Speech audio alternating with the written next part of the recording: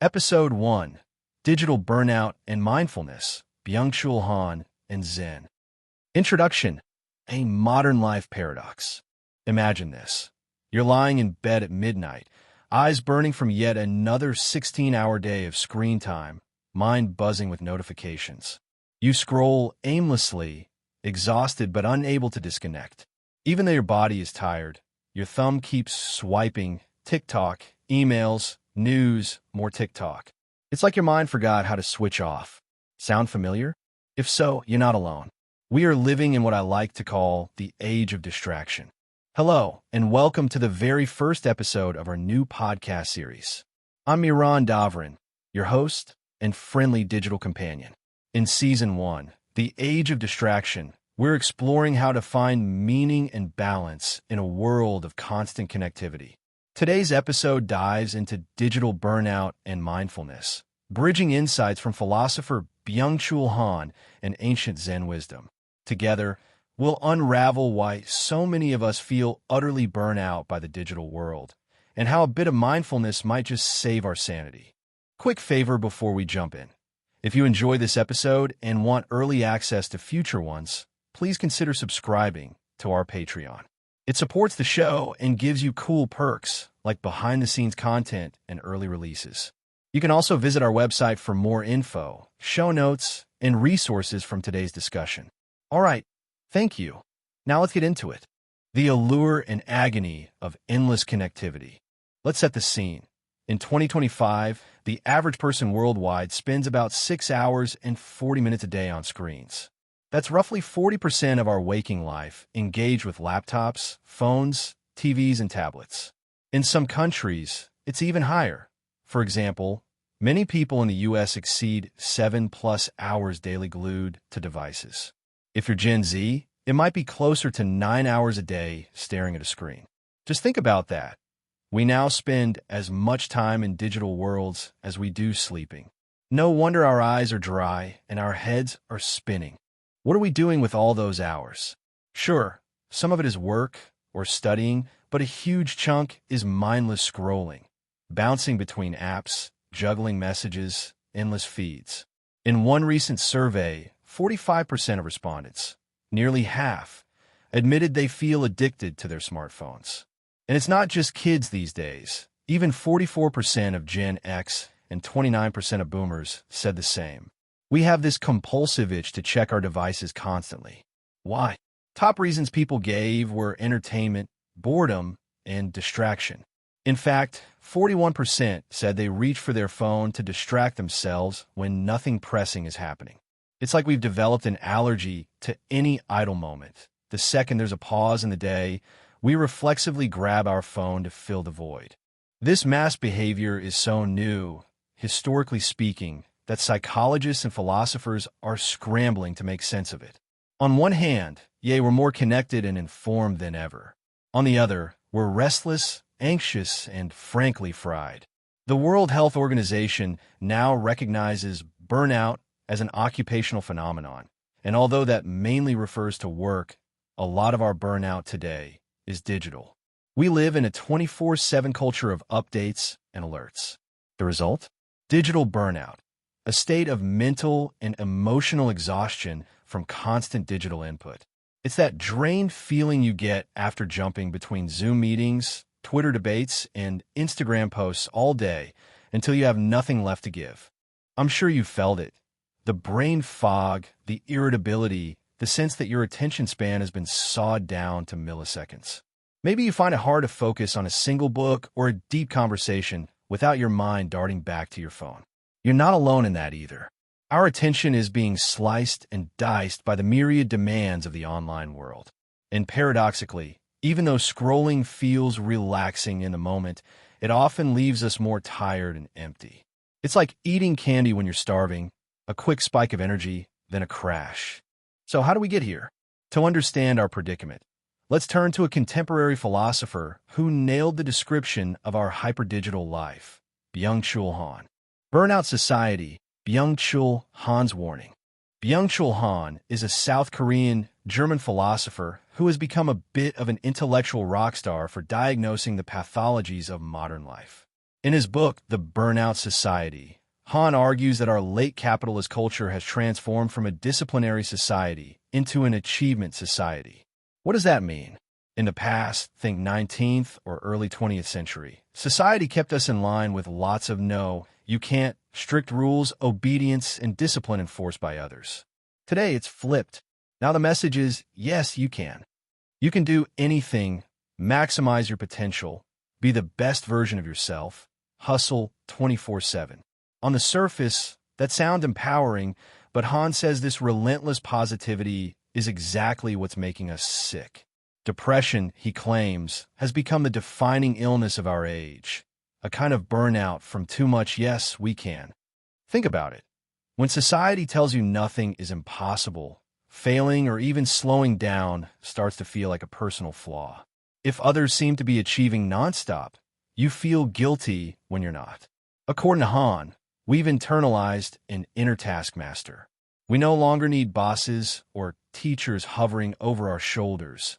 We hover over our own shoulders. In Han's words, the achievement subject exploits itself until it burns out. In plainer language, we have become both the driver and the overworked horse, constantly whipping ourselves to run faster. There's no external slave master. We've made ourselves the slave drivers of our own lives.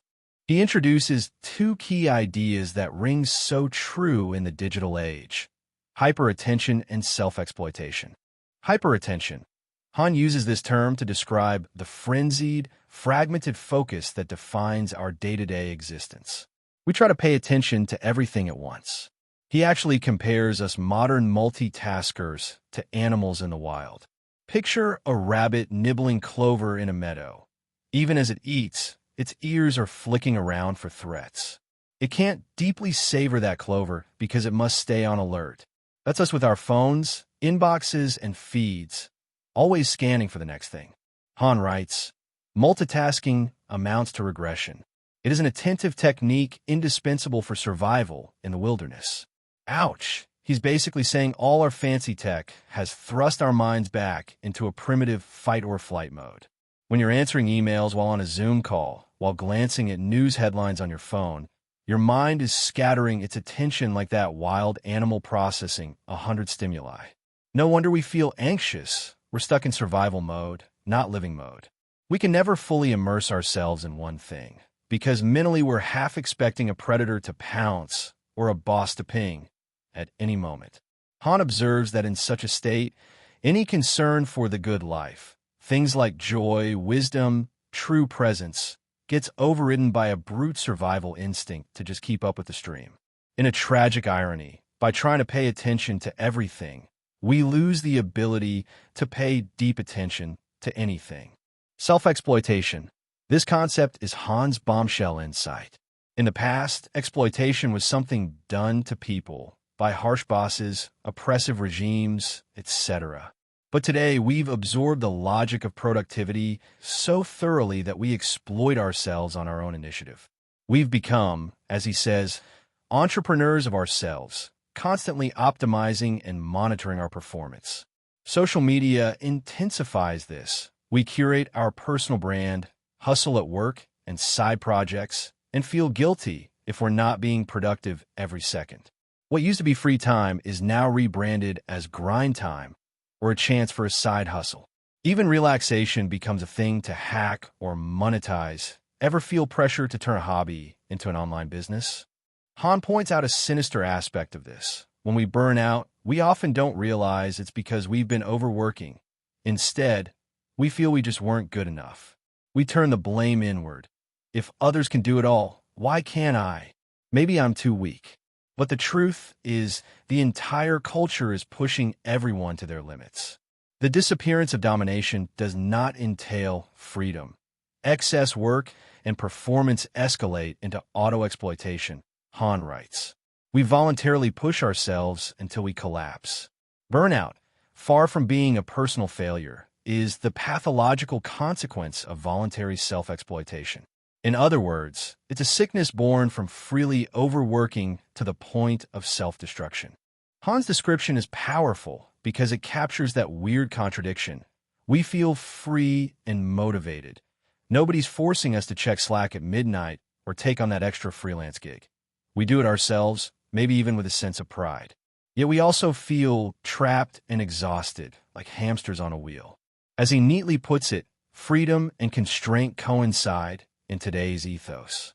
We're compulsively free to work ourselves to death, that is. And indeed, many of us end up like exhausted, depressive achievement subjects in Han's phrasing. I know that sounds academic, but picture it. Someone who has achieved a lot by external standards, degrees, promotions, perfectly filtered Instagram posts, yet feels completely hollowed out. They're tired all the time, not just physically, but spiritually. They've been grinding for so long, they don't remember why. Who were they trying to beat? In Han's analysis, they were really only competing with themselves, which is a race that never ends. You can always set the bar higher for yourself, so you can literally work forever and never say done. It's a self-devouring cycle. As Han vividly says, it locks its jaws on itself, a rat race it runs against itself. This is the burnout society. We are at war with ourselves under the banner of personal achievement. Okay, take a deep breath. This is heavy stuff. But recognizing this pattern is the first step to changing it. If you felt like you're chasing your tail, endlessly busy but unsatisfied, Han basically says, it's not just you, it's the culture we live in. We've built a system that encourages us to treat ourselves like machines, squeezing output from every second, and it's making humans mentally and emotionally unwell. The obvious next question is, what's the way out? Here, Han is less direct. Philosophers love describing problems, but solutions can be trickier. However, he does hint at some antidotes. One key idea he offers is the importance of deep, contemplative attention, essentially reclaiming our ability to focus slowly and intentionally on one thing. He notes that the greatest cultural and spiritual achievements of humanity, art, philosophy, scientific breakthroughs, required long, uninterrupted periods of reflection. But our society is replacing that with what he calls hyperactivity, a frantic flurry of doing things that actually amounts to an extremely passive form of doing.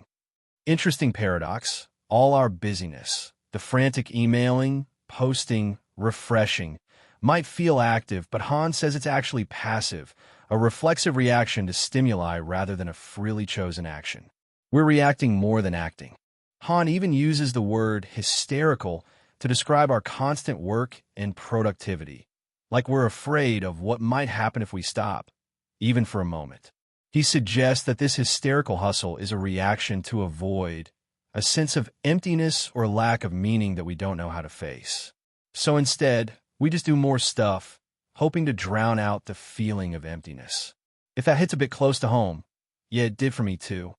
To truly refill that void, Han implies we need the very thing we've been avoiding, stillness and true downtime. We need to welcome boredom back into our lives, he says. Think about that. When was the last time you were bored, like truly unentertained, and just sat with it? Boredom nowadays is almost extinct. The second it appears, we kill it with our phones. Han's point is that by never being bored, we also never allow deep creativity or insight to emerge. Our minds never get to wander in a fruitful, imaginative way or simply rest. He basically advises, slow down, resist constant stimulation, and give our psyches room to breathe. Easier said than done, right? But it's vital. He even offers a cute little slogan summary, almost like a mini manifesto for recovering humanity from burnout society.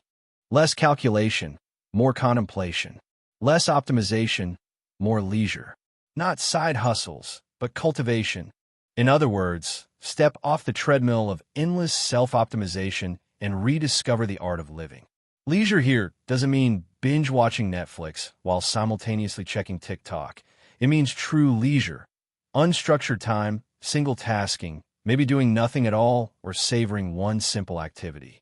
Cultivation suggests nurturing your inner self, your soul, if you will, rather than constantly commodifying your time for external goals. Han even evokes the image of becoming poets of our own lives instead of entrepreneurs of our lives. That's poetic, pun intended, But what does it mean? To me, it means approaching life with an artistic mindset, being present, noticing beauty, accepting moments as they are, rather than treating life as a business project to maximize. A poet can find meaning in a quiet moment. An entrepreneur of the self is always looking for the next task to optimize. Han, echoing thinkers like Nietzsche, suggests the greatest achievement might actually be to stop achieving for a while and just be. To appreciate existence without immediately trying to use it or improve it. All of this is a perfect setup to bring in Eastern wisdom, especially Zen Buddhism, which has been advocating these principles for literally millennia. Han's diagnosis might be modern, but the prescription, slow down, be mindful, embrace stillness, is ancient. So let's see how Zen philosophy and practice can help us navigate out of this burnout trap. Mindfulness and Zen, an Eastern antidote to distraction. Centuries before smartphones and email existed, humans still had to deal with distracted, anxious minds. Okay, maybe not to the insane degree we have now, but still, the human mind has never been easy to tame. Zen Buddhism emerged as a tradition that directly tackles the restless monkey mind. In Zen teachings, the mind's natural state is to swing from thought to thought like a monkey jumping through trees. Sound familiar? Today, our monkey mind just jumps through TikToks and Instagram stories instead of forest branches. The remedy Zen offers is mindfulness, a calm awareness of the present moment, cultivated through practices like meditation, breathing, and simple awareness in daily activities.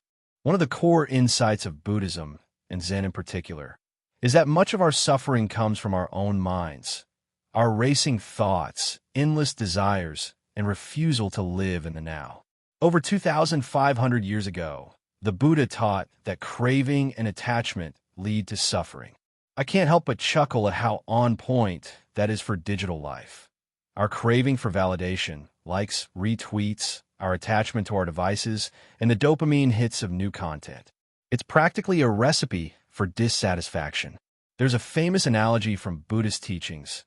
Craving is like holding a torch against the wind. The flame will burn you. If you're desperately thirsty and you drink salty water, you just get thirstier. Chasing external satisfactions is like that. It never truly quenches the thirst. Haven't you noticed? You tell yourself, just one more YouTube video, and then I'll be satisfied. But one video turns into 10, and you're still feeling unfulfilled. And now it's 3 a.m. As Zen master Thich Nhat Hanh put it, when we constantly run outward to consume things, whether it's food, entertainment, or social media, we might be trying to fill an inner void or avoid some uncomfortable feeling. Yet no matter how much we consume, that emptiness remains because we're looking in the wrong place. Zen invites us to do something radically simple, yet extremely challenging for modern folks. Stop and look inward. There's a saying often attributed to Zen, or sometimes to other meditation teachers: if you don't have time to meditate for 15 minutes, then meditate for an hour. The paradoxical point is that the busier and more frazzled you feel, the more you actually need to pause and breathe. Let's bring this down to earth with a little story. Imagine a Zen monk from a few hundred years ago, living in a mountainside monastery. Each day he wakes up before dawn and does the simplest of tasks. He sweeps the courtyard. When he's sweeping, he's just sweeping. He feels the morning sun on his face, hears the birds, and is fully present with each gentle stroke of the broom. He's not multitasking. He's not daydreaming about the next thing he'll do or checking a phone. He's fully there. That state of full presence in whatever you're doing is often called mindfulness or one-pointed attention. In Japanese Zen, they have a term, ichijiozumai, roughly concentration on a single act. When you drink tea, just drink tea. When you're talking to a friend, just talk to that friend, and, yes, put your phone away. These might sound like trivial actions, but the truth is how we do these ordinary things is our life. If our days are made up of 10,000 mundane moments, and we meet all of them with a scattered, half-present mind, then our life feels scattered and unfulfilling. But if we can bring even a bit more mindfulness into those moments, If we can actually taste the tea we're drinking, or actually focus on the person we're with, life starts to regain a richness and calm that we've been missing. Now, Zen practitioners aren't dealing with TikTok, but they had their own distractions, stray thoughts, worries, etc. Over centuries, they developed techniques to ground the mind. One fundamental practice is meditation. In Zen, it's often zazen, sitting meditation. You might think meditation is about clearing your mind to zero thoughts, but that's a misunderstanding. Thoughts will always arise. The skill is not getting yanked around by them. A Zen meditation teacher might give a novice a simple instruction.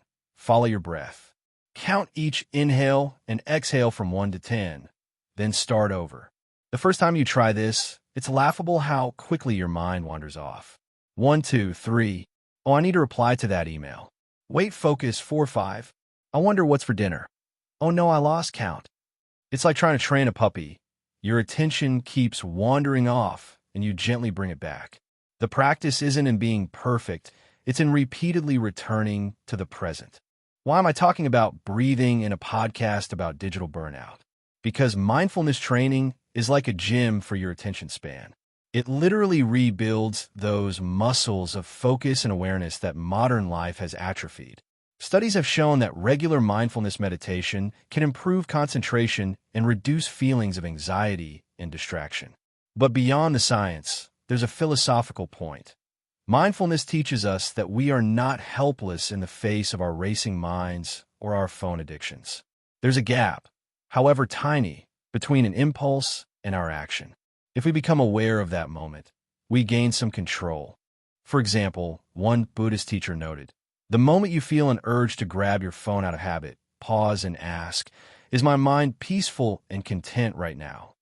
If the answer is no, take a few mindful breaths before you touch the phone. Often, you'll find that you were reaching for it just out of restlessness, not real need. And in those few breaths, the restlessness subsides. One Buddhist writer humorously called our phones electronic handcuffs, but crucially, handcuffs for which we hold the key. In other words, we can unlock ourselves anytime if we become aware of the habit and make a different choice. Zen teachings also emphasize something very relevant to burnout: the importance of doing nothing. That's right, nothing. There are Zen stories where a monk is just sitting, gazing at the wall, and another asks, "What are you doing in your meditation?" And he replies, "Nothing at all." And that is considered a profound answer. In a world where we measure our worth by productivity, doing nothing feels almost sinful. But think about how far we've gone in the other direction. Now, even our leisure is productive or anxiety-inducing. We feel we must check feeds, respond to messages, learn a new skill, something. What if we gave ourselves permission to just be? Sometimes just sitting on your porch and watching the clouds for 10 minutes can be a radical act of rebellion against the burnout culture. It might be uncomfortable at first because your hyperactive mind is like, shouldn't we be doing something? This is boring. But if you push through that initial itch, boredom can transform into a kind of peaceful clarity. Boredom is not the enemy. Incessant distraction is. In fact, one of Byung-Chul prescriptions aligns exactly with Zen here. He advocates recovering the ability to be still and even bored to allow deeper thoughts and true freedom to emerge. Zen monks intentionally build boring tasks or stillness into their day. Think of hand-washing rice or sitting for hours facing a wall. Not to torture themselves, but to train the mind to become steady and content with simplicity. There's also a social or community aspect. Modern digital life often leaves us feeling isolated even as we're connected 24/7.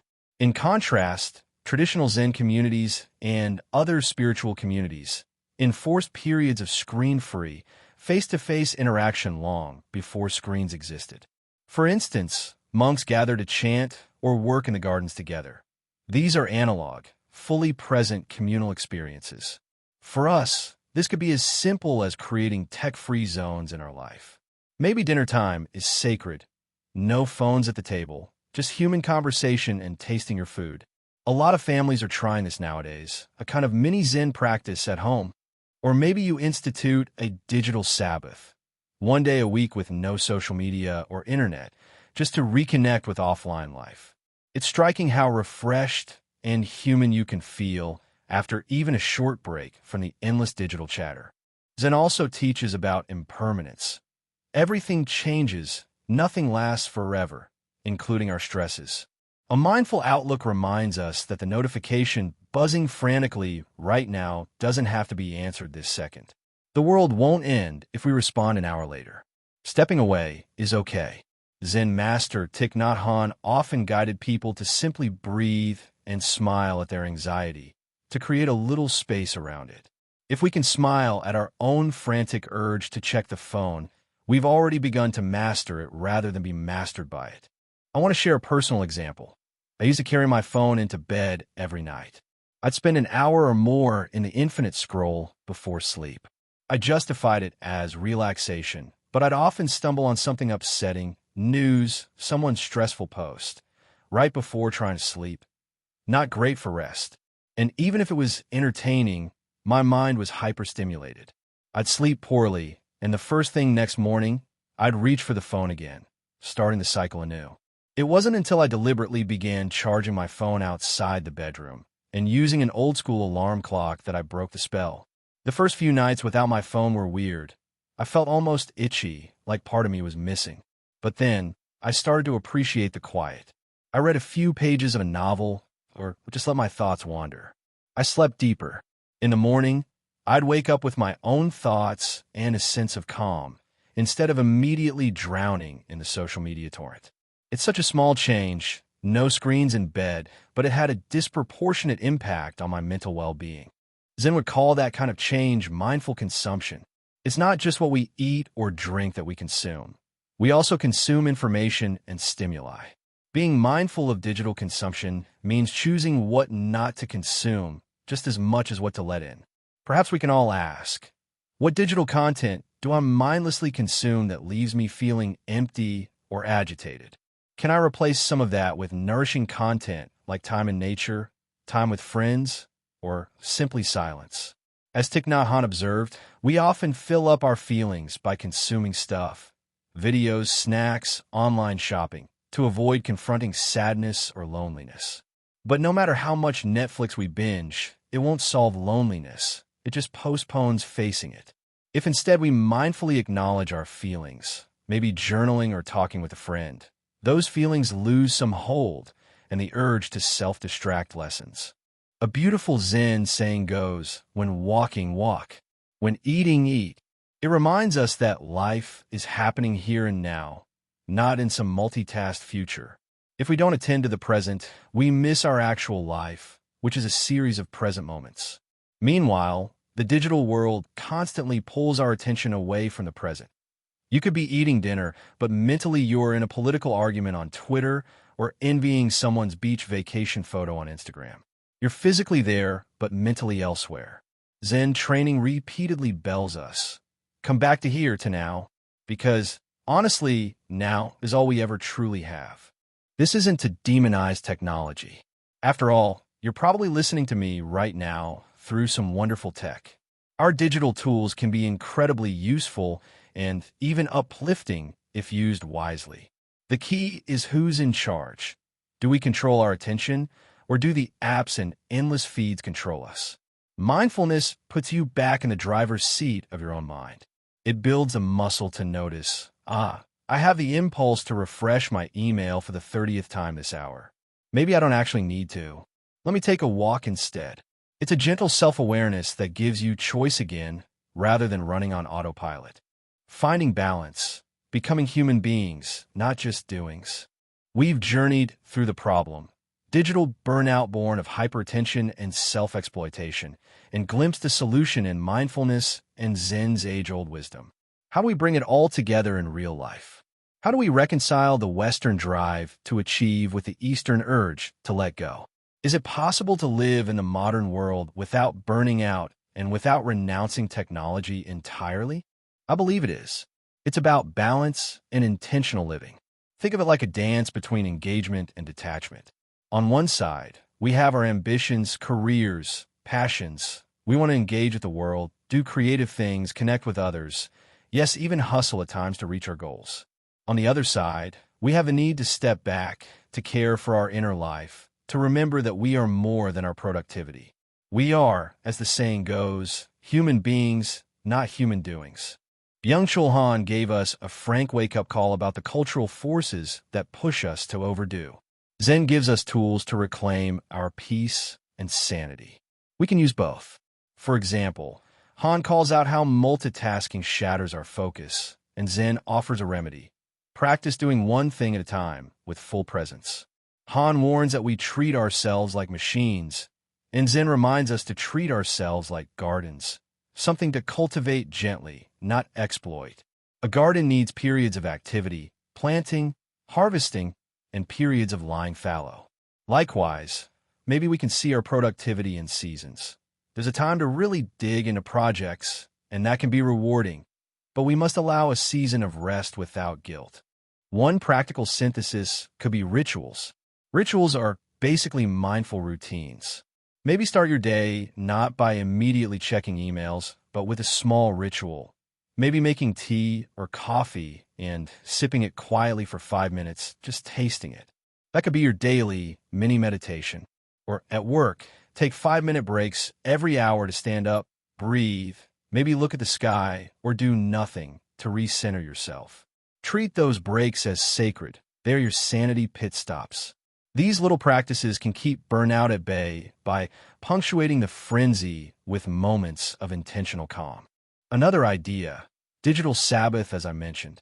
Even Han, who's not a religious guy, might approve of reintroducing a kind of day of rest from the digital rat race.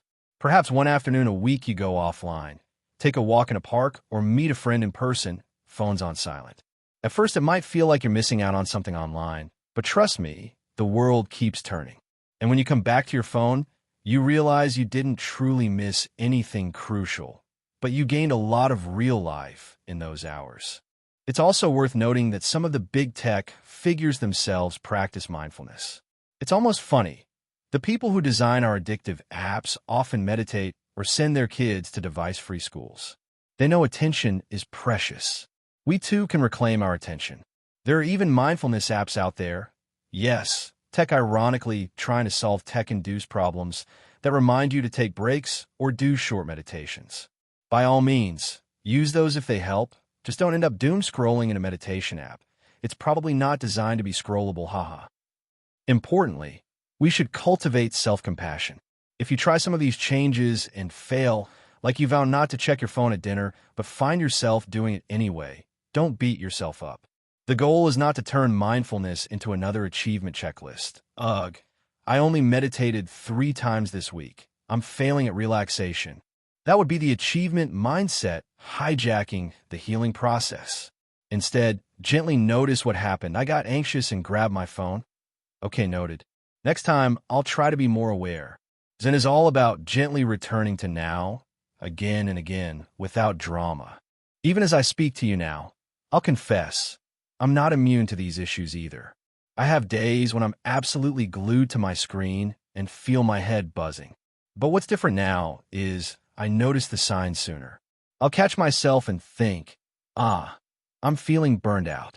Time to close the laptop and stretch or meditate for 10 minutes. It's like you develop an inner friend who looks out for you, instead of an inner drill sergeant who just says, keep going. That inner friend voice is something both philosophy and spirituality encourage us to cultivate. Byung-Chul Han gave us a conceptual framework to see our situation clearly, to name the beast, achievement subject, burnout society. That's super valuable. Zen gives us the experiential practices to tame that beast, to calm the mind, center the heart. Together, these insights tell a story. The story of a person who, in the midst of a hyper-digital hurricane, learns to find a still point within themselves. From that still point, you can engage with the world more skillfully. You won't be so easily swept away by the currents because you can drop anchor when needed. Imagine waking up in the morning and, instead of immediately checking notifications, you spend a minute just breathing, maybe setting a simple intention for the day. Today, I will not rush through my lunch. I'll actually taste it. You work, you deal with life. Things will still be hectic and challenging at times. This isn't a magic pill for external stress. But then imagine in the evening, you notice your brain getting frazzled. Rather than push on until you crash, you remember Han's advice and Zen's wisdom. Step back. You close the laptop, maybe do a quick 5-minute meditation, or simply sit in silence. Let your mind settle. Then you continue more calmly, or you decide enough for today and spend the rest of the evening on something nourishing. Could be reading, taking a bath, chatting with a friend, anything that isn't competitive or frenetic. These might seem like small moves, but they accumulate. Over weeks, you start feeling human again. You might find creativity returning, that spark that only comes when you have breathing space. Perhaps that constant fog of fatigue lifts a bit, and you feel more alive. This is not hypothetical. Many people report such changes when they integrate mindfulness into their routine and set boundaries with tech. It's like going from running on a hamster wheel to running on a scenic trail. You're still moving through life, but now the experience is more beautiful and free. Conclusion: from burnout to balance. As we wrap up this first episode, let's reflect on where we began. That late night, doom-scrolling scene, feeling exhausted and wired at the same time. Now consider what we've discovered, why we get stuck in that loop, and how we might begin to escape it. We learned from Byung-Chul that there are systemic pressures making us drive ourselves to the brink. Understanding that lifts a burden of self-blame. You're not lazy or crazy for feeling exhausted. It's a sane reaction to an insane culture of overdrive. And we learned from Zen that there's another way to relate to our lives, a way of presence, sufficiency, and calm. It starts as simply as a breath, as doing one thing at a time. So the next time you catch yourself overwhelmed, 50 tabs open in your browser, 1,000 thoughts racing, remember, there is power in pause. Maybe close a few of those tabs figuratively and literally, and take a moment to just be here now. The world will carry on, but you can step out of the race for a moment and gather yourself. Ironically, you'll likely return to your tasks fresher and more efficient after a real break. But even if not, you'll have touched a bit of peace, which is worth it in its own right. Before we sign off, I want to leave you with a gentle challenge. And no, it's not a new achievement to stress over, I promise. It's an invitation. Find one small way this week to break the pattern of digital burnout. It could be as simple as sitting quietly with your morning coffee without a screen, or taking a 10-minute walk each afternoon with your phone on airplane mode. Maybe try that trick of asking, do I have a peaceful mind and a good heart right now, before impulsively checking your phone.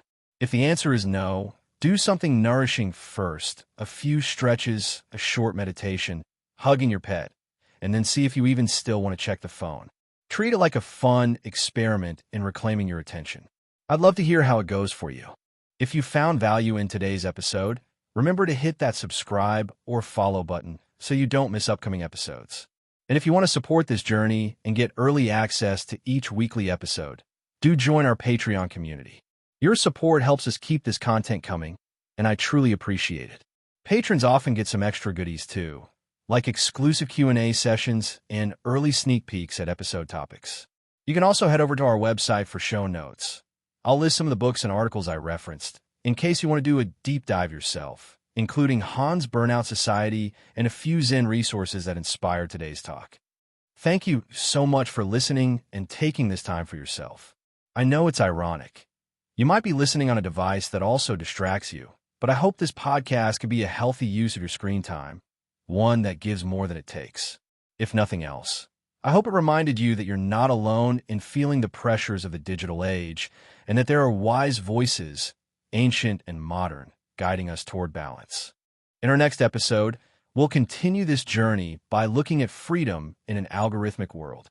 We often think we're making choices freely, but how much are our choices shaped or even controlled by unseen algorithms and AI? We'll put philosopher Isaiah Berlin, famous for ideas on liberty, in conversation with Lao Tzu and some insights on AI's influence. It's going to be a fascinating exploration of freedom versus algorithm, so stay tuned for that. Until then, be gentle with yourself. Remember that you are more than your productivity, more than the sum of your notifications.